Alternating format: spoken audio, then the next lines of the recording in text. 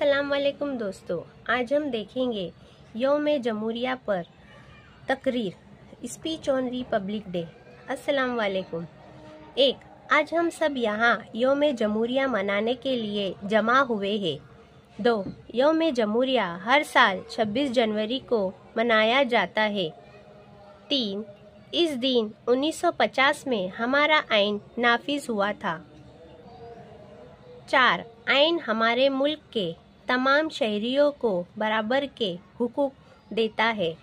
5. ये दिन हमें इत्तेहाद, मसावात और भाईचारे का सबक देता है। 6. हमें अपने लीडरों और आज़ादी के मुजाहिदों को याद करना चाहिए। 7. उनकी कुर्बानियों की वजह से हम आज़ाद मुल्क में रह रहे हैं। 8. हमें अपने मुल्क की खिदमत और तरक्की के लिए मेहनत करनी चाहिए।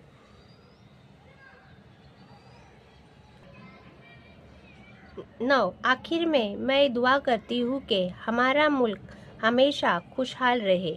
जय हिंद। शुक्रिया दोस्तों, ऐसी मेरी नई वीडियो के लिए मेरे चैनल को लाइक, शेयर और सब्सक्राइब कीजिए।